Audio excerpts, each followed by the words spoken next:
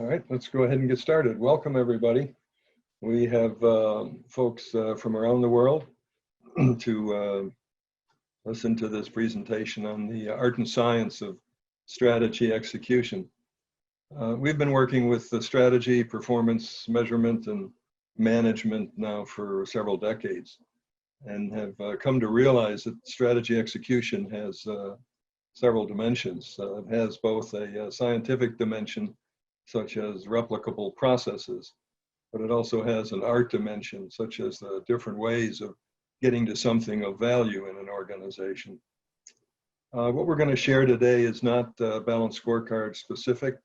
The observations that we've made and the ideas that we're going to share are not specific to any particular tool or model for strategic planning and management.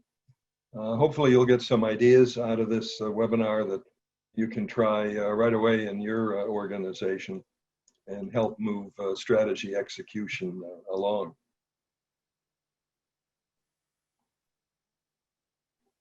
A few notes before we get started. We're recording the webinar, and we'll email you a link to view the replay within about 48 hours. We're creating a handout of the webinar, a PDF copy, and we'll make this available via a link and an email back to you. Questions, please use the Q&A box that's located at the bottom in your menu tray, and type your question in the pop-up box. We'll try and answer as many of these as time permits at the end of the webinar. So the topics today are really organized. We've organized the presentation into three parts. First is issues and challenges.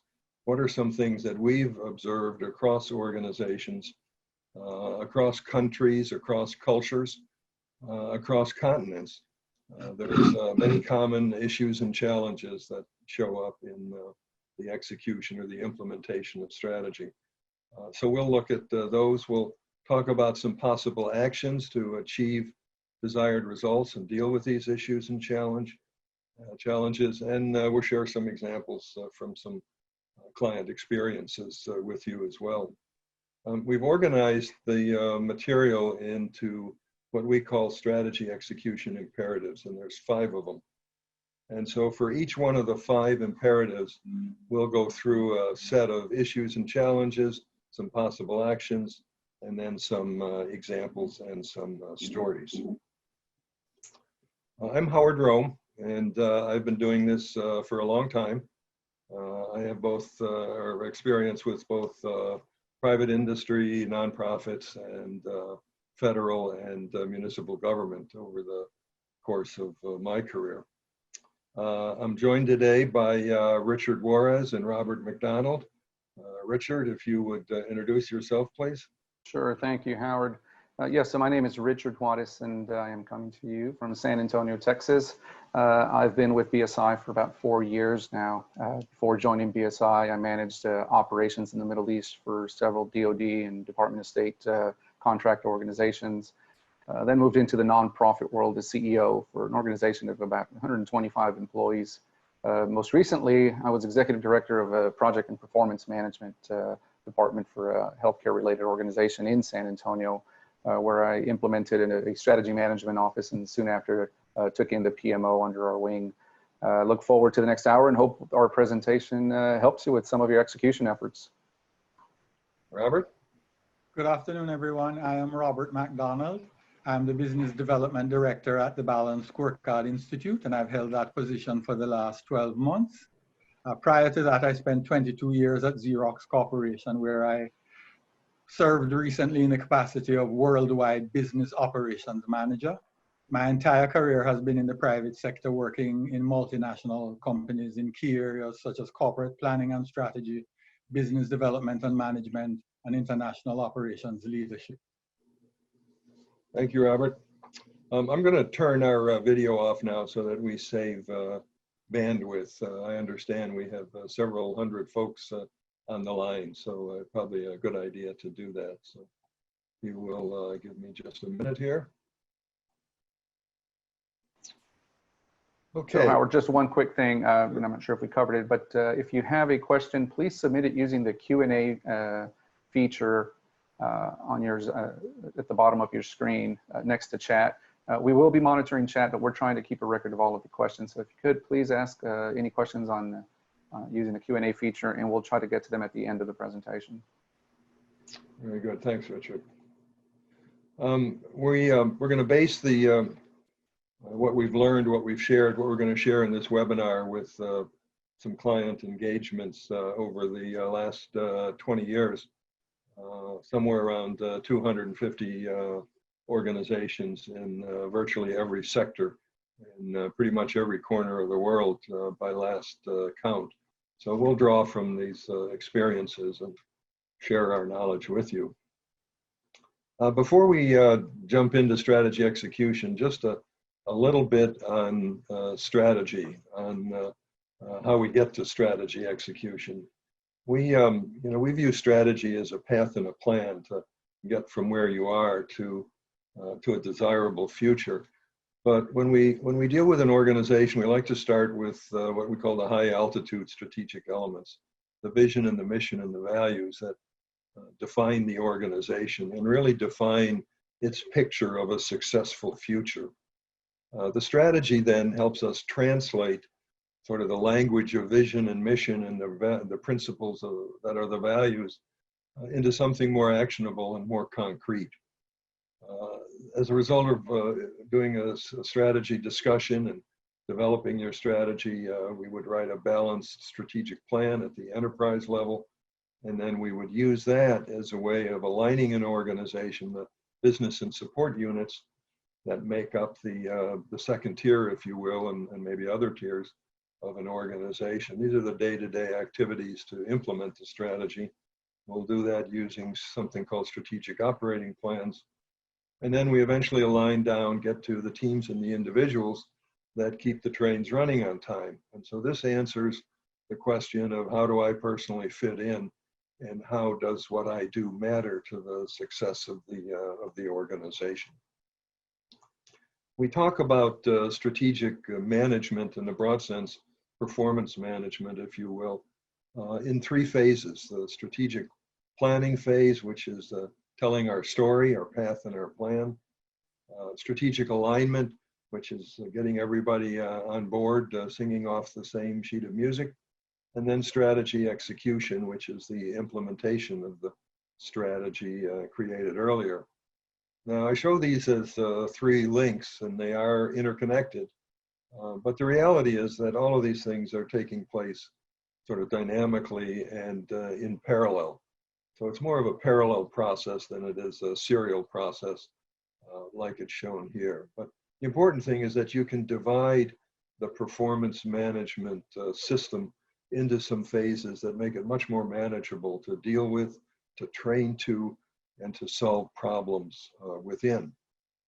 Driving this is what we call the pre-phase, right? It's the strategic thinking. It's the process of discovery, of understanding who you are and how you fit into the environment within which you compete, if it's private sector, or within which you provide services, if it's a nonprofit association or a government agency or entity. So in the strategic thinking sort of front end of this, we're interested in scenarios and scenario planning and risks and the mitigation of those, and of course trying to understand who our customers are and what do they need that we are in business to provide services for and solutions to. So let's jump right into strategy execution. We call it bridging the gap because there is a gap that we've observed over many years now between the planning, the thinking that goes into planning and developing the strategy, and the execution of that strategy throughout the organization. So for those of you who are practitioners in this space, you know that words matter, but there are not universal definitions of what our words mean. The definitions for vision and mission and values and strategy and measures and initiatives and so on vary depending on the model that you're using. So for us, we're going to define strategy execution as a systematic implementation of our strategy through the activities that employees take on and the processes that they use that are aligned with the organization's mission and vision. So on the left-hand side, we have strategy and strategic planning. And on the right-hand side, we have a successful strategy execution experience.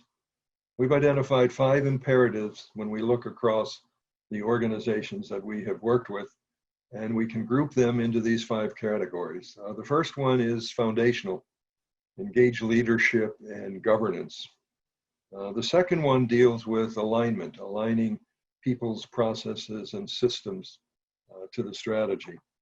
The next one is operationalizing the strategy, translating the language of the strategic plan at the enterprise level into what it means to me at the department level, or to me individually working in my department. Another imperative is effective use of performance information, the reporting of it, the analyzing of it, the using of it, and making sure that it is useful and presents factual information that can be acted upon. And the last imperative is project and portfolio management. So we're going to talk about each one of these in order. And as I mentioned, we're going to talk about them from 3 different views. 1 are what are the issues and challenges. 2, what are some actions that we've seen work that you can take to deal with them. And then 3, we'll share a story or 2 with you on some organizations that we have worked with.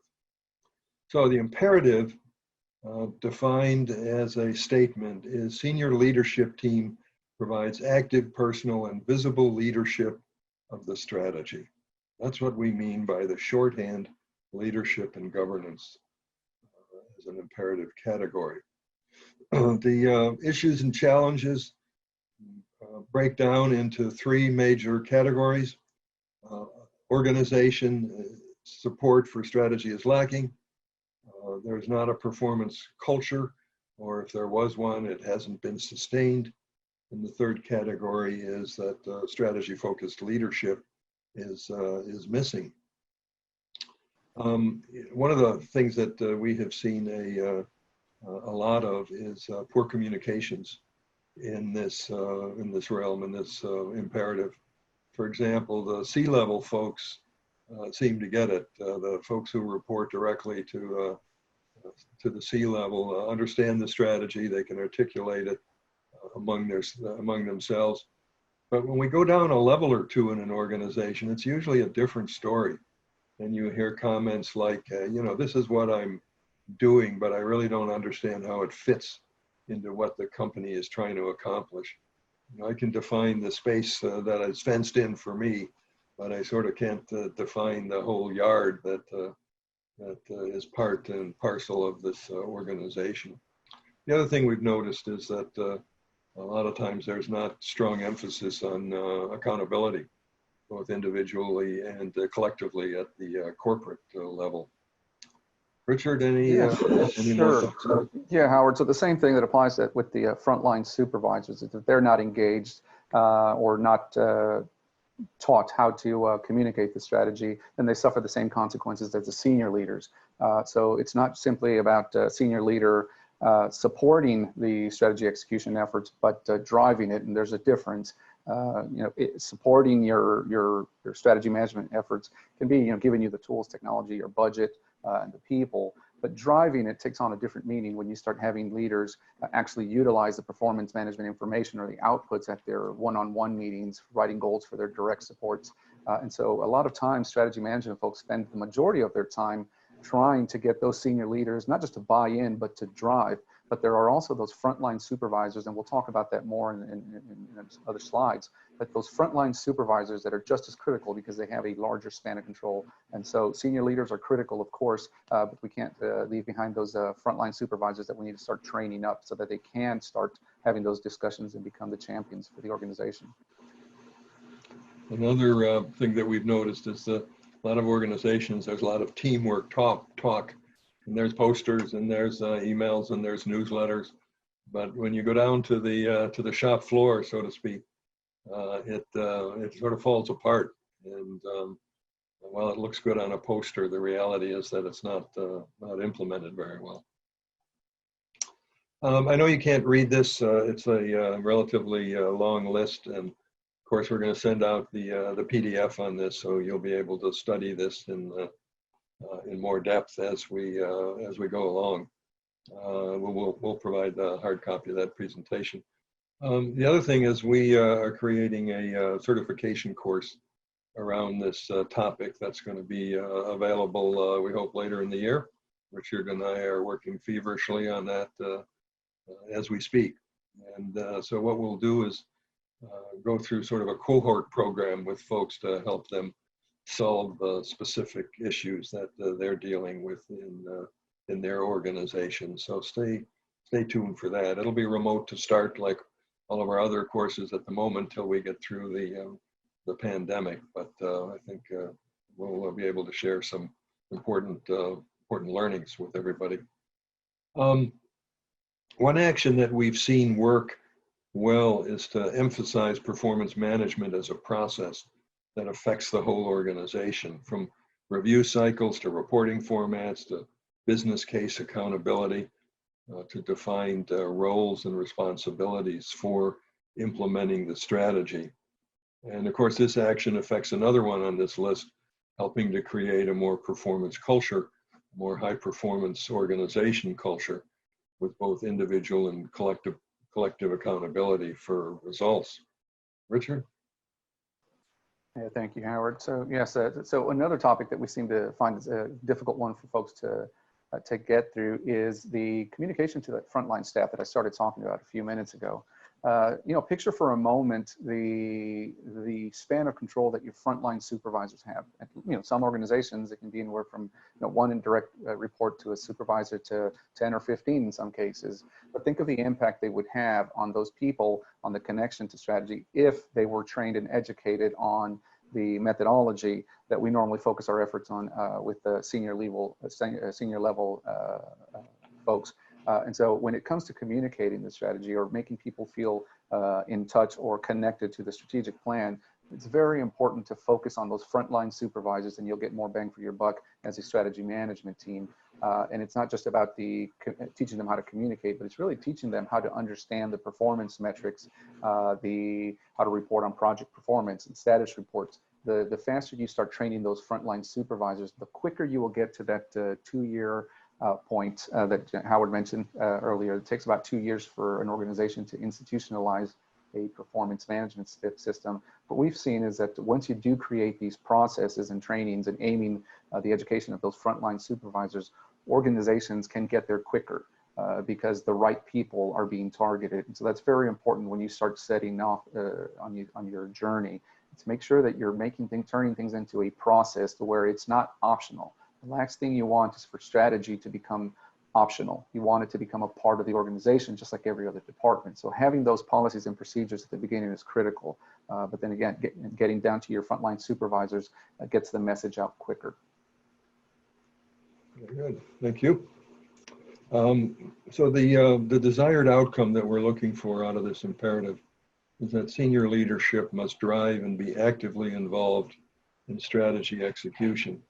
One of the examples that we have of that is at a nonprofit client where the CEO at an all-hands meeting got up on stage and signed her name to a 4-foot by 8-foot foam board of a strategy map that we had created for them.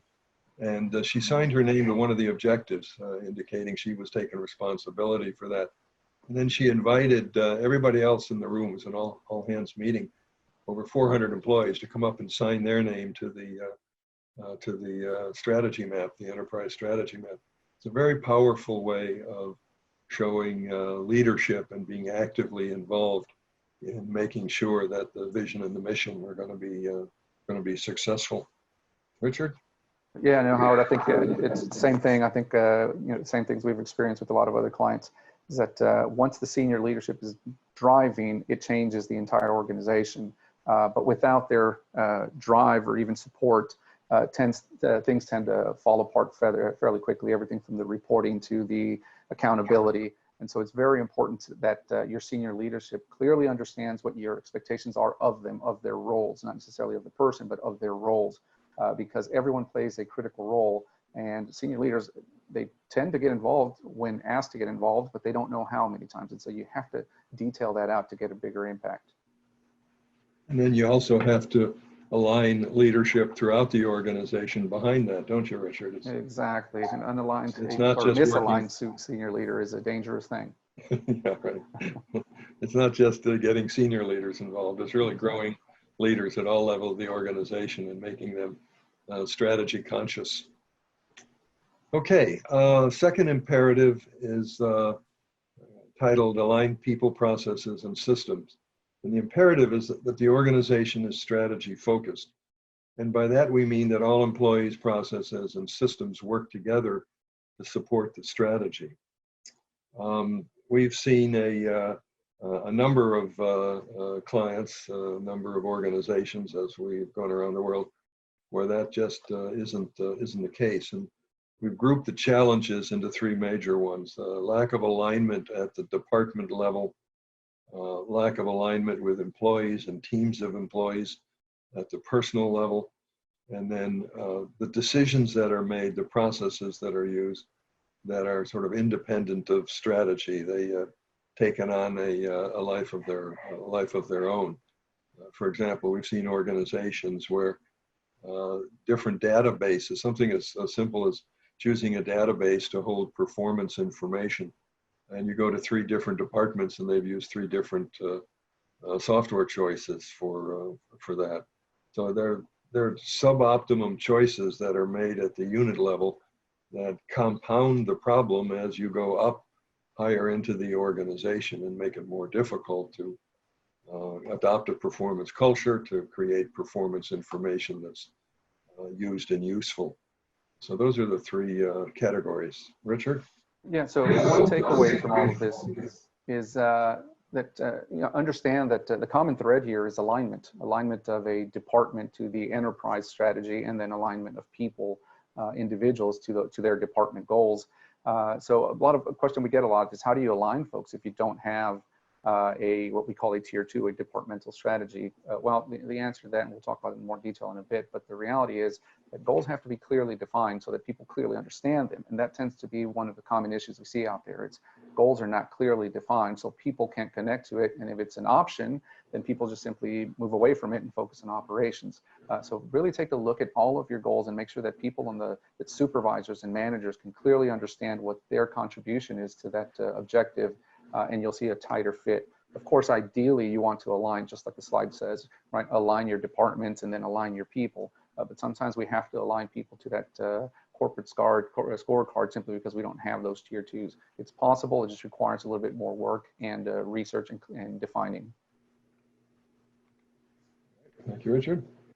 Some actions that you can take that will improve unit alignment and employee alignment and process and other elements in the capacity building perspective include these on this list. The emphasis on this is really on continuous improvement. That's sort of the underlying theme to this. And getting employees and teams of employees aligned to the unit strategy and the department that they work with, and then conscientiously providing strategy input to the design of processes, the choices of technology, software, and so on, and the budget formulation process.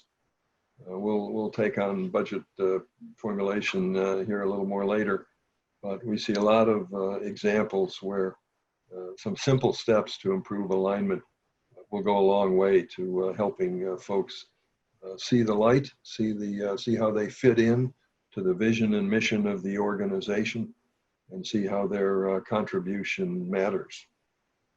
Richard?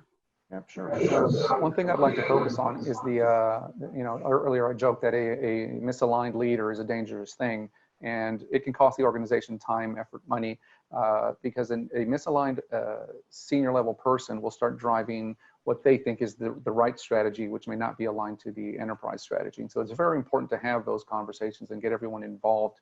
Not everyone will necessarily agree with the strategy or the process, but the goal is to at least have them understand so that they have some sense of direction when developing their own departmental goals.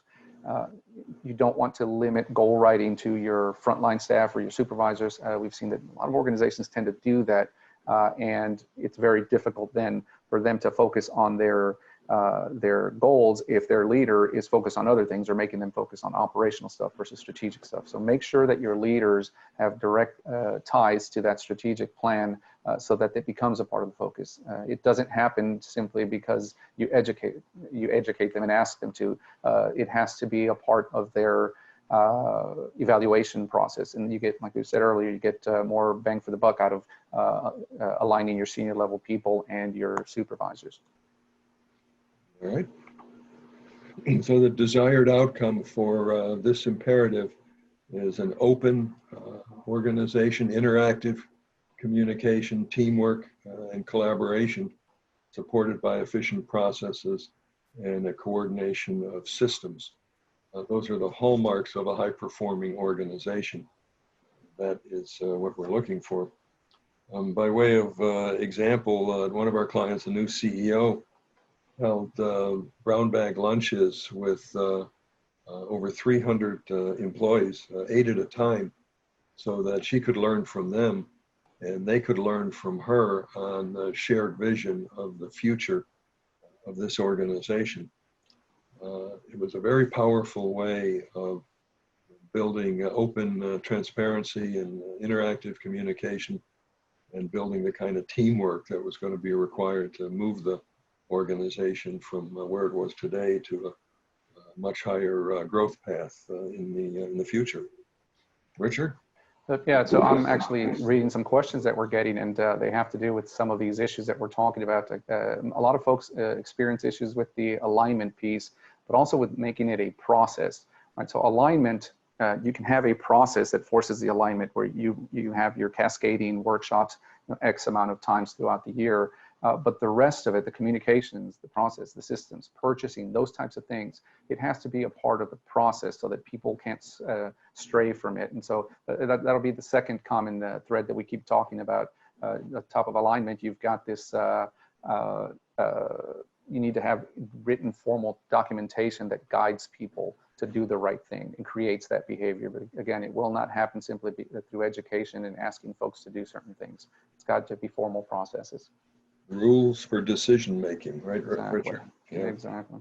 There you go. I mean, one of the ways that we, just to answer that question, one of the ways that we found very effective to do this is to cascade strategic objectives from the enterprise level to the what we call tier 1, corporate or enterprise level, government agency level, ministry level, down to departments, business units, support units, divisions, bureaus, whatever comes underneath that first tier, and then take those strategic objectives at tier 2 and cascade them to personal objectives for individuals and teams of individuals. I mentioned earlier, I've been doing this for a long time. I've probably worked with 30 or 40 of the performance management models that have been developed over the last 40 years. And one of the reasons we set up the Balanced Scorecard Institute was because we found a way that you could do the alignment function effectively and efficiently and simply. It was easy to understand and easy to develop the templates, the tools, the facilitated workshops that folks needed to understand how to do it in their own organization. So that's just my experience, but I haven't found a better way of aligning employees and the work that they do around a strategy. So we'll talk a little bit more about that if we have time. So the next imperative, operationalize strategy. The imperative is that we have to take enterprise-wide strategy and use it to drive strategic operating plans and budget. This is another part of alignment, isn't it? It's taking the language of strategy at the vision and mission level, the corporate level, and translating it into the language of the business units. And that's actually the way that we recommend doing it. The workshop for the business unit folks, looking at what has been created from enterprise-wide strategy and then asking themselves, how do I significantly and predominantly fit in? How does what I do in my unit support the enterprise strategy? And that's a very healthy discussion with folks who have not thought of that question that way before. And so when you channel the discussion into what does it mean to support strategy, it's a discovery process, and folks start figuring out, number one, how they fit in, because they can see how the work that they do makes a contribution, but also how to sort of simply describe what they do in strategic terms rather than just operational terms, right? It's not just about keeping the trains running on time. It's the strategy of which trains and which stations and at what time and with what employees and so on. So it's the bigger strategy is the bigger picture, right? It's the path and the plan to accomplish something that you want to accomplish. So 4 issues and challenge categories here. Strategy is not translated into actionable guidance. Initiative prioritization, coordination is lacking. Projects take on a life of their own. I've seen that many times in my travels around the world, where you ask somebody, how does what you do fit into a portfolio or fit into the strategy? And many times you get just a blank look. I want to talk about my projects and the sandbox that I have here, the fence that I have around that project. But it's sometimes hard for those folks to put what they do in the context of the bigger picture. So part of your job, if you're going to align the organization, is to make sure that that conversation happens where folks who are the project folks understand how they contribute and what their contribution means to the overall success of the organization.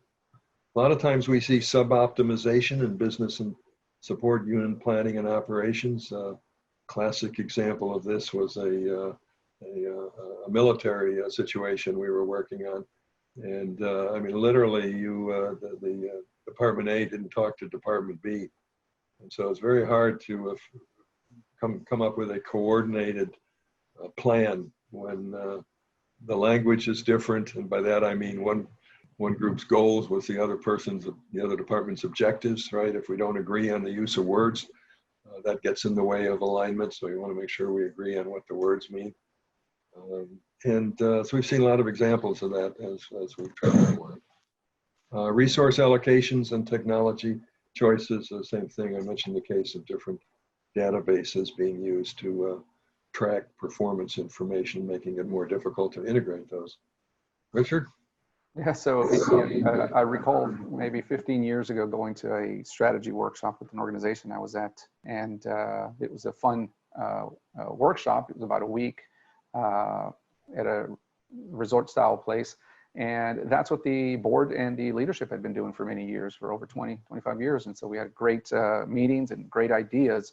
But what tended to happen with those meetings is that they take place and we'd come up with a beautiful binder. And I'm sure everyone's been through something like this. We'd take the binder and we would literally put it on the shelf, and every now and then we'd look at it, but there wasn't a process built around to operationalize it. And so those great goals never reflected in budgets. Some projects would, but the reality is, if you don't have a process for making sure that the budgets capture the ideas and the plans and projects, things fall apart. And so again, for you strategy management folks, it's about creating the structure that drives the behavior where people have to do things, where they have to budget for those strategic initiatives, where the PMO has to take on some responsibilities with some of the projects. If you have a Lean Six Sigma department, there has to be a connection, some sort of process where you bring them in. And so that's the way you operationalize it. It, again, doesn't happen on its own. It requires someone out there knocking on doors with the policy in hand, making sure things happen. Eventually, it becomes second nature to everyone. But if you're just getting started, this may be one of the hardest challenges you have. It's, you have this beautiful plan in front of you, but can't do anything with it because people don't know how to operationalize it. So start asking yourself, how do we start getting this into the budget and create SOPs for that, or processes, so that people can have guidance? Because the average person won't know how to do it, and that's normal. Most people don't know how to operationalize a strategy. They tend to simply let them sit on that shelf like I used to do about 15 years ago, and let it sit there and then go to my day-to-day stuff. And so that creates a quick disconnect. Literally the week after our strategy development workshops, most of us were getting disconnected from it. We saw that as something you have to do just to understand the organization, but the work every day was the real stuff. And that, yeah, we couldn't be any more wrong. The reality is you have to connect your daily work to that strategy. Something we've seen a lot of in government agencies. I spent a good part of my career in federal government service in Washington, D.C.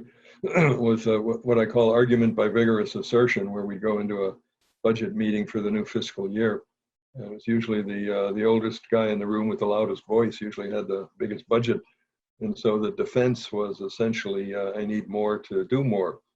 And so one of the things you want to look for when you operationalize strategy is to make sure that the projects that are undertaken are aligned with the strategy. There's nothing more powerful than asking a question of a project manager, tell me where what you just said fits into our strategy, and then wait for the answer. A lot of times there will be dead silence. And so one of the things for us as practitioners is to make sure that that question can be answered without an argument by vigorous assertion. Some of the actions that you can take to get a positive result, get positive results and make a difference are shown in this chart. One of the best things we've found over the years is to build employee buy-in to the changes that are going on in the organization, to the execution of strategy. You know, as the process of strategy execution is going on. In other words, make sure you have the right people in the room. Use facilitated workshops to communicate and have a dialogue with employees about what they're accomplishing and what the strategy and the intent of the organization is at the unit level, right? Not just at the C level with the executive team. Another thing that we found helpful is to, when you think about operationalizing strategy at the department or business unit, support unit level, we found that if we ask folks to write purpose statements rather than mission and vision statements at the tier 2 level, it's much more effective. What happens when you allow departments, tier 2 units, to write mission or vision statements, they tend to take on sort of a life of their own, and the department can end up standing alone. And of course, what we want is an integrated, coordinated organization where everybody is working together for the common good. So if you get folks to write purpose statements, that then sets the tone that we want you to hook into the corporate strategy that had been developed previously. So, getting employees from different levels in the organization, what I call the different voices in the organization, to create buy-in to the strategy is an important part. The other thing, creating strategic operating budgets and plans that have strategy input, strategy guidance, looking at the strategic objectives, right? What we're trying to accomplish, the strategic themes, what are we trying to accomplish with those themes? It just frames a different discussion than if you do unit strategies or plans in isolation. It puts a strategy tent around the conversation, and it makes a big difference in what comes out of the deliberations. The other thing is another idea is to coordinate technology choices across department lines. It reminds me of one of the clients we worked with where they had different groups within the same department, and they had different databases. They were engaged in customer-facing process, and yet they used different databases to collect customer information. And so when it came time to share results, everybody produced reports out of a different database rather than out of an integrated whole. So those are some of the things that you can do to better align the work that's going on at the tier 2 units, business units, support units, with the corporate strategic intent. The desired outcome for operationalized strategy is that business and support units support the strategy with coordinated activities, budgets that support the strategy, and with engaged employees. Richard, any stories to share around that? Yes, it's don't do what I've done, which is try to do all of them at once. Tackling getting strategy built into your budget, that's a project in itself, and it requires a lot of folks being educated and understanding the process, and then doing it again the year after. And so tackle these by priority. All of these outcomes that we're listing, to be honest, it'd be very difficult to do all in your first year, and so you have to pick your battles and choose what you're going to be targeting. If it's the integration of the PMO or the integration of the Six Sigma department, the lean department, or getting all of this operationalized in the budget. Again, those are major projects. So make sure you consult with folks as to what they think the priorities are for the organization. In the end, yes, we want to have all of these outcomes and be a top-notch organization when it comes to execution. The reality is you can only tackle so much as an organization. Simply put, operationalizing strategy means making strategy everybody's job, not just the executives or the managers. At several of our clients, for example, we worked with the Human Resources Department to try and simplify job descriptions and to make sure that they were created with at least one or two strategy elements in each of the position descriptions. What that does is directly tie the work of an individual employee into the strategy of the department that they work for, and gives them a sense of belonging, and gives them a sense of accomplishment, that they see where they fit in and how they can contribute to the greater good. All right, next category is, next imperative is performance information reporting and analysis. And the imperative is that performance information reporting and use are integral to strategy development, operations, and personal development. We identified three categories: poor data, poor performance reporting, and poor interpretation and use of a performance information that results.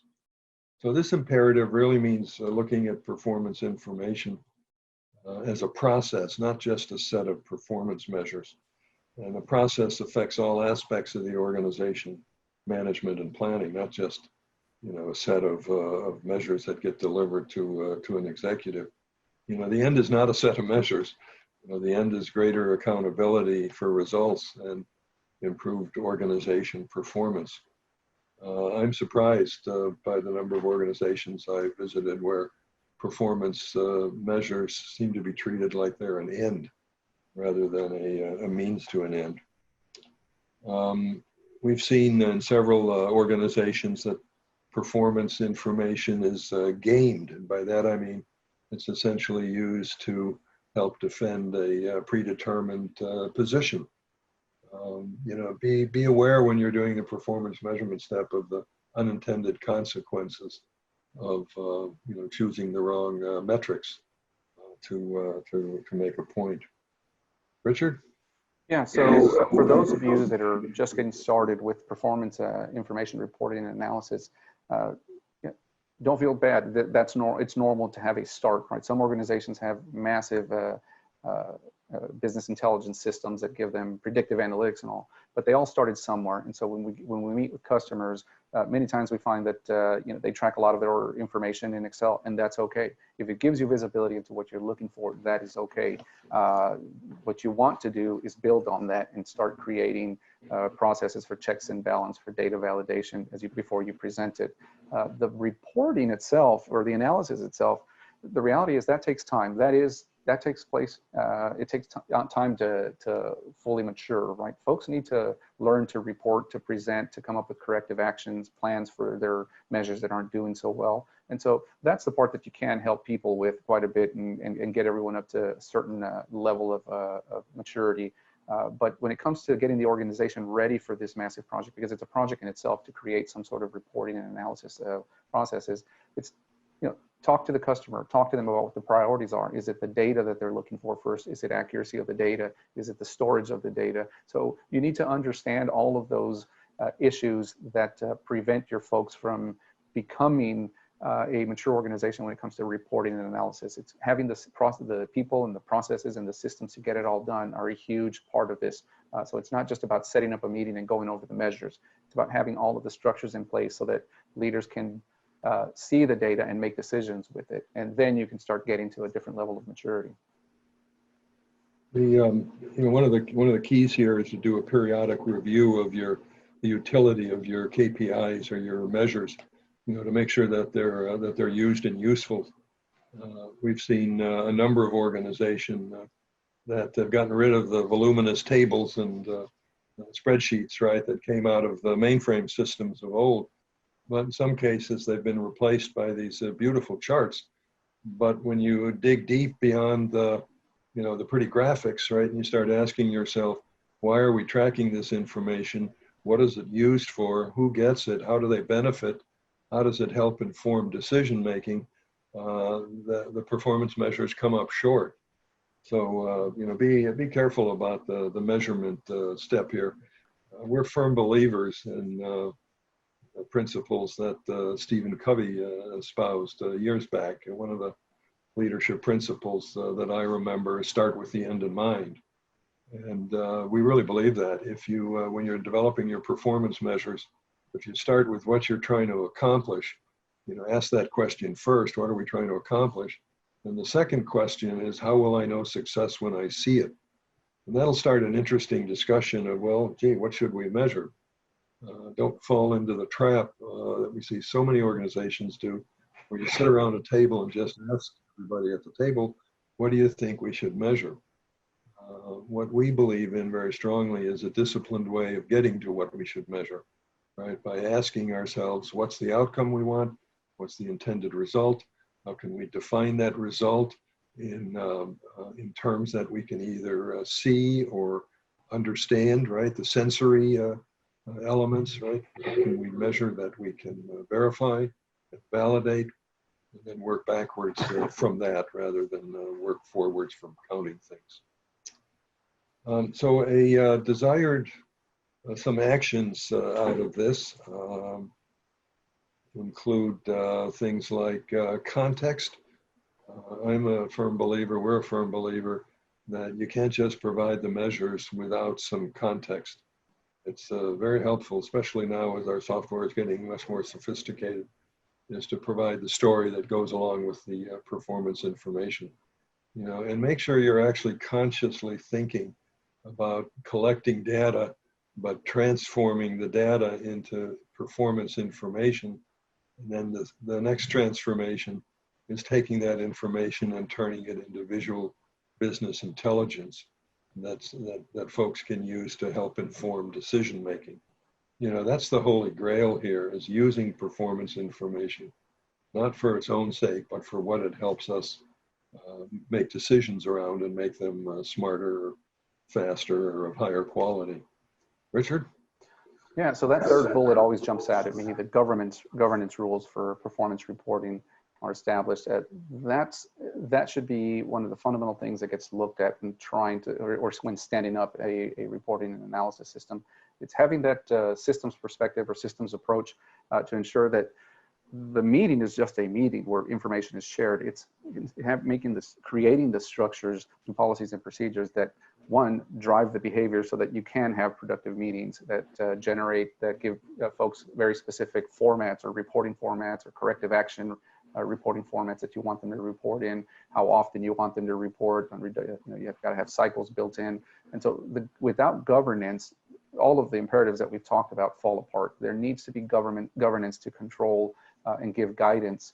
So if you're just getting started, start looking at the governance on what behaviors you need and then create the rules that drive that behavior. Those performance meetings will come when you're ready. The key is to have the right behaviors that drive better meetings. Very good. The desired outcome from this imperative is that performance information, evidence-based or fact-based information, is used and useful, and it informs decision-making to improve organization results. At one of our clients, for example, a hard examination on the usefulness of some KPIs showed that few employees were aware of the performance data, and even fewer used it in any meaningful way. Reporting became an end unto itself, where I checked off a box that said I filled out my performance data report, rather than a means to an end to get to better performance. Every once in a while in your organization, it would be helpful to do an evaluation and ask yourself which of the KPIs are used and useful. When we build balanced scorecards, for example, we recommend a yearly review of the strategy map, the strategic objectives on the map, and the KPIs that are associated with those objectives. Our experience over the last 20 years is that we will change out performance measures, maybe 3 to 5 a year. At a tier 1 enterprise level, typical amount of strategic performance measures are in the range of 15 to 25, let's say, for about a dozen strategic objectives. Not unusual to switch out 3 KPIs a year because they're just not providing useful information. So performance measurement is dynamic, right? Again, it's a means to an end. The end is not the measures themselves. Okay, project portfolio management, the next imperative. The statement about the imperative: projects and portfolios are managed using a total enterprise systems approach. And some of the challenges and issues that we have identified include a lack of drive at the enterprise level, a lack of focus on portfolio management, and the knowledge, skills, and abilities of the employees managing projects is lacking. Richard? Yeah. So the most common challenge we find when we first meet our customers and start going over their strategic planning process, when we get to the project or initiative development phase, which is where we develop projects that move the needle on the measures, we always tend to do an inventory of all of their projects that are taking place at their organization.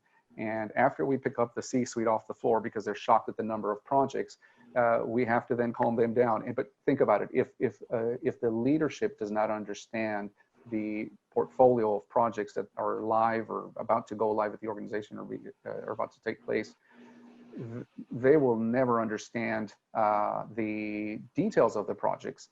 Because if they don't understand the projects themselves, or even the ones that are going on, how can they understand the details? And so it's very important that the leadership fully understands the portfolio size and their max capacity as an organization. Again, that tends to be the number one thing that always jumps out first when we talk to customers. It's the size of their portfolio, because they didn't realize the amount of work that was being done. And then once you create the strategy and look at all of those projects, you realize that if you had 100 projects that were active, and only 20 of them really move the needle on strategy, then what about those other 80? Some, yes, are critical, but they're not strategic. And so they take, it's the same methodology to manage both, but the reality is that some have a larger impact on the strategic plan, whereas others don't. And so again, that's probably the biggest thing that we see with most customers. And of course, there's a lot that goes into that after. It's the downstream, right? It's understanding all of the competencies and the portfolio management that needs to take place. But for the most part, just understanding what you have in inventory is a start so that you can start doing something about it. Richard? Yeah, so I'd like to talk about this for another 2 or 3 hours, but I'll summarize a few things that I think have been key to the success of many of our clients. Again, it's understand your enterprise's optimal portfolio size and mix. A lot of times you can go to your IT department. If most of your projects are IT related, then the reality is they can probably tell you what their max is. It's just a lot of times people aren't listening. People are just buying software and dropping it in IT's hands and saying, hey, help me fix this or help me implement it. So go to your IT department and start creating a process by which they now have the authority or voice to say, hey, this amount is the max number we can handle. Now, you can have your own other projects that are non-IT, but IT is the good place to start. It's understand the capacity of your IT project portfolio, and that tends to give you very good visibility into what's going to happen at the organizational level. But always understand how many projects is too many projects. Next, your strategic portfolio should be a mix of projects. You need some long-term, of course, and short-term, but something that we find is missing quite a bit are projects that improve processes. whether you have a Lean Six Sigma department or just it's an organization that's just getting started with the performance management and improvement. When you look at your objectives, at your goals, ask yourself, what are the top risks facing my objective, and what are the major processes that impact my objective? And form a workshop around those two. Imagine if you understood all of the major processes that impact your objective, or even your risks. At least you have an understanding, and those conversations will help protect you from surprises in the future. But yeah, again, so those process projects are critical. Many times that we've seen, it's when we look at the list of projects that customers had from previous strategic planning sessions, we find that a lot of those projects are the high-priced, shiny objects, the technology solutions or automation of this, yet processes are broken. So at your first go around, make sure you have a balance of those process fixes, because it'll save you a lot of money as a leader if you have your people focused on process improvement. But those themselves are critical. Before you automate, you don't want to be automating bad processes. So always think about the process fixes that are required to get your objective to where it needs to be. And finally, I'll just touch on this really quick, but all projects need to be managed the same. For those of you who have a strategy management department or function and a project management function, you'll see what I mean. For the rest of you, just understand that it's not the same thing, right? A project management office tends to report on the project itself, how it's doing with schedule, costs, if they're behind schedule, if they've had delays.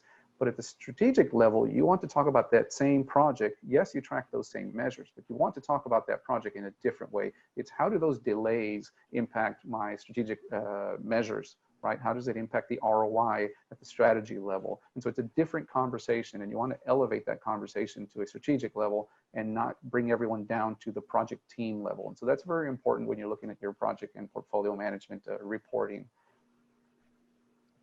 Of course, we're getting short on time, so I'll stop there. But like I said, I could talk about this one for several days. The desired outcome you're looking for is projects are more successful, meaning when you execute and they're rolled out quicker, more successful, you have a better ROI when you have consistent project management. And here's the key, and leadership-driven project portfolio governance.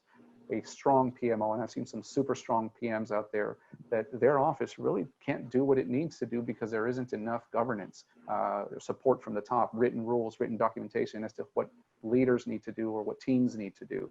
And so you find these project managers pushing against the wall every day when it could be as simple as removing that wall and by creating policies and procedures. And so we've seen the top performing organizations when it comes to our clients are the ones that have a strong project and portfolio governance. And so, and that varies with every client as to, they have governance for certain parts because those are their weaknesses. But in the end, having that governance is what drives the performance management at the organizations. Those that don't have it, their projects seem to be broken in silos and disconnected. By way of example, at one of our clients, they started with a list of 434 projects, all competing for a limited budget for the fiscal year. And we developed a prioritization scheme and framework where we could level the playing field for those projects and apply a set of evaluation criteria to each of them and then rank them. And as a result, we were able to get 434 projects down to an A list, a B list, and a C list. And the A list was a set of strategy projects, strategic initiatives that were funded separately with StratX color of money and separated from the capital money and the operating dollars to put a fence around it and make sure that those were done first and given the enterprise-wide importance that they deserved.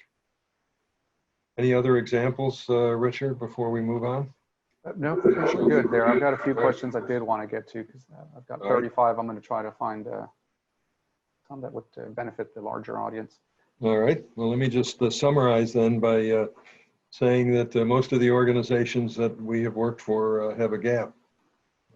It is hard work to bridge the gap between writing a plan and executing a strategy. In most cases, we can do the strategy development, the strategic planning, the building the management system in a matter of months.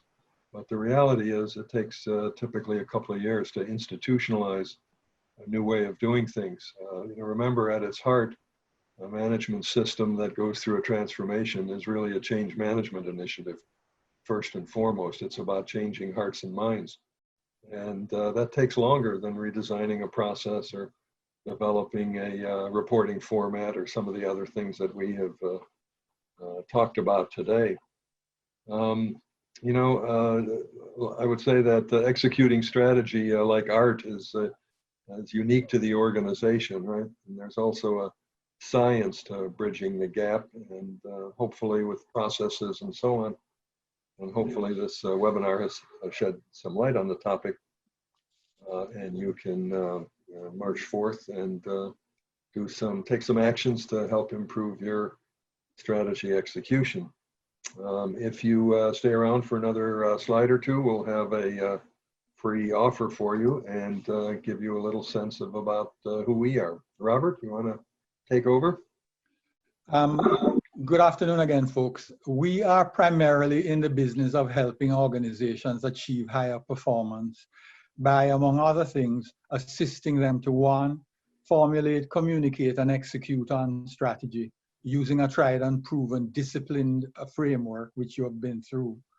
Two, to align day-to-day work with vision, mission, and strategy, essentially through a process of cascading strategic objectives down through the various tiers of the organization, all the way to teams and individuals.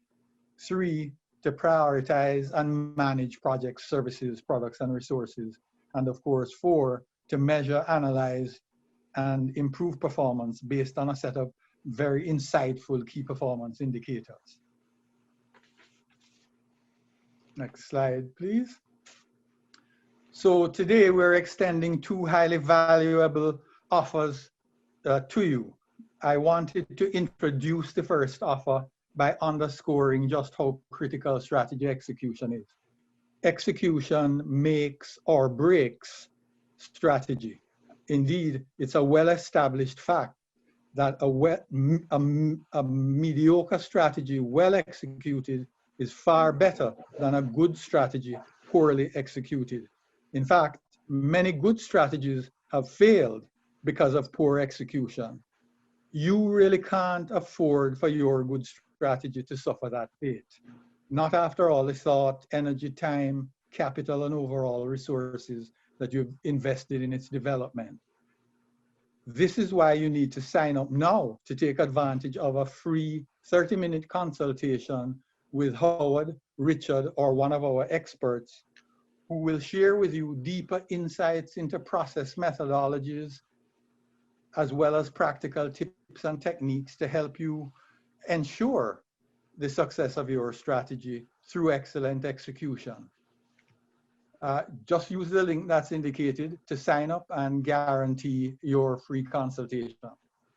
Additionally, if you take one of our Balanced Scorecard or KPI professional certification courses before the end of this calendar year, we will offer you a free 3-hour virtual executive overview for your leadership team.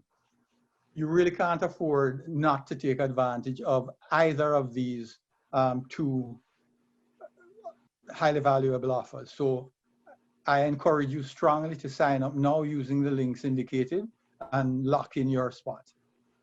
Thank you very much. And I think you move on now to questions and answers. Yeah, thank you, Robert. Appreciate that. So wrapping up, and we'll open it up for questions. Richard, you said we had quite a few of them, I think. Yeah, I'm going to try to pick some that may apply to everyone. If it's, Richard, if it's okay with you, we can stay a little longer for folks. Sure, that, absolutely. Might want to see if we can get a few more than 1 or 2 questions. Sure, so let me read one off. It's very interesting. So alignment of the strategy is becoming a challenge, especially during COVID-19 pandemic. As a result of these disruptions, some CEOs have called for an overhaul of the entire strategy. What would be your comment? Absolutely. We found a number of organizations that have adopted a short-term versus long-term approach to this, the scenario planning, if you will. In other words, I have to deal with the disruption that has hit my business today. And that's going to require some immediate changes you know, to get onto a new way of doing business, perhaps, especially remotely. And so there's absolutely nothing wrong. Matter of fact, it's almost required that you do that. You take that intermediate look right now and say, what's different? You know, what about our SWOT analysis or our environmental, you know, scan has changed? And is it going to affect us forever? Or is this a blip until things hopefully return to normal in 6 months or a year or whatever? So we absolutely encourage that. We have facilitated sessions like that, which are fundamental, you know, discovery sessions, right? What's different? What scenarios are available to us? And what should we do differently? And of course, how does it affect us in the long term? And does that need to change as well? All right, one more, Howard. Can you apply the balanced scorecard to departments like supply chain and logistics management? If yes, how? Yeah, the balanced scorecard is pretty universally applicable. We've used it in organizations as small as 7 members in an organization to 150,000 in one of the military commands. So it's very scalable. And in every sector, I can't think of a sector that we either haven't done or read about where a balanced scorecard has been applied. You know, there's nothing unique about what the sector is, because the process of sort of thinking through, starting with the end in mind and then working backwards through objectives and the vision and the mission and the other things that matter. One of the things that we have seen, we've done a number of scorecards at what we call the tier 2 level, which might be a support unit, for example, say an IT department. At several of the universities, we've done just the IT department balanced scorecards. So we start that, we can do that, and then we always start by looking above us and asking ourselves, what is going on at the university level, for example, that the enterprise level that we have to be cognizant of so we don't get sideways with corporate, right? So it's absolutely doable. We just finished a large job with one of the major technology companies using logistics and a number of other support functions to build a balanced scorecard for a piece of the organization, whereas the parent had already created a balanced scorecard some years earlier. So we took the pieces that were relevant to connect to and build out the department level scorecard system. Very, very applicable. Okay, Howard, when should strategy execution start? Well, I mentioned earlier that, you know, don't think of it as so much as a start and a stop. I mean, I showed you that chain with 3 links, and it looks like that's a serial process, but the reality is, you know, strategy execution starts as soon as you decide you're in the business of keeping the trains running on time. And so it doesn't matter whether you have the best laid strategy. You know, a lot of folks, by way of example, will define their strategy as a collection of the stuff that we're working on. You know, we try and disabuse folks of that what they're working on is part of a strategy, but it is not the enterprise's strategy to just work on projects. But the strategy execution, the steps that we listed, the actions that we take, I mean, those can be taken in parallel to whatever else is going on in the organization. You know, you can do alignment in parallel. You can do new strategy development for next year in parallel with strategy execution on the existing strategy. So I tend to think of strategy execution as a process that needs to go on, irrespective of what else you have going on in the organization, to tighten up processes, to make employees more knowledgeable and more skilled, right? To improve the customer facing experience, to look at logistics and technology and the other support functions. So I don't think of it as start and stop. I really think of it as a continuum. Okay, and one more, Howard. What are the standard ways of determining KPIs which have to be measured during monitoring and evaluation? We always start with the end in mind. We have a process. Our training course teaches that. We use it in consulting as well. We use different models to build out the measures. But if you think of it as, let's say that you want to measure a strategy, which is defined by a set of strategic objectives. We would look at each one of the strategic objectives in the strategy, and we would ask those two questions I mentioned earlier. What are we trying to accomplish? Write an intended result for what it is that we're trying to accomplish. Parse the intended result into the components that are measurable, looking for sensory things that we can measure. And then ask ourselves, what's the best measure to track that particular element of the accomplishment or the intended result? So we have a very disciplined way of getting to measures. What I would recommend you not do is buy a book on performance measures. I was aghast some years back when the university published a 900-page book or something on all the performance measures you'll ever need. You are not going to find the right measures for your organization in a book. You're going to find them by sort of a process of strategic discovery, I like to call it, that front end of those three chains earlier in the presentation, where you ask yourself a very deliberate set of questions, and you have the right people in the room. You don't do it with just anybody. You know, we have a set of criteria we go through. Who should be in the room, right? We're the right people to be part of this conversation. You know, it's not by title. You know, it's not by portfolio. It's by what you know, what you can bring to the table in terms of expertise. And you get those folks in a room with a facilitated discussion about accomplishments and results and what should we measure. And that's where you're going to get the really good stuff. You're going to get relatively few measures. An advantage of this process is that it's going to cut down the number of measures you track, not give you more measures. What we have found almost universally is that most organizations track the easy stuff. They look for the stuff that, we just hold a quick meeting to figure out what to measure, and we check off a box. We develop measures. It just doesn't work. I used to do that 40 years ago when I first joined government organizations, just get through the process, get a check mark for having done it. It just does not work. But the discipline process of starting with the end in mind really does work. Okay, Howard, last one. We still have about 233 folks online, so. Well, you have to answer what now?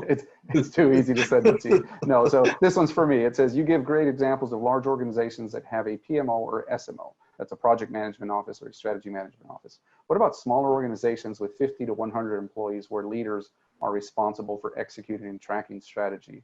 Well, the answer to that is the functions still have to happen. Someone still has to communicate the strategy, develop it, and monitor it, right? And so you don't necessarily need a PMO to handle projects, just like you don't need an SMO to manage the strategy. It can be broken up by the leadership team or just different folks having different roles and responsibilities. But it's about having the function. Again, if you have a strategy management team, well, they take care of all of those behind the scenes things. But I highly encourage you. Maybe you can read up on the book that Howard had put out quite a bit ago. It's called The Institute Way, and it gives you a methodology, a step-by-step methodology, which is what we do in consulting, and we have training courses for it. But the reality is that many of our customers, what we find is that they've been trying to do this on their own, but capacity becomes an issue. And so the reality is figuring out assigning the correct people to drive the different parts of the planning and the management piece. There isn't a magic bullet. It's the reality is you simply have to break apart that function, but first define what those functions are. It's if you've got your planning, your communication, all of the different things that are in that book, in the methodology, those have to be assigned to someone. But we tend to have that quite a bit with small organizations where they simply try to break it up between a team, and that's okay. It's the function that's important. It's not necessarily the department itself that's required.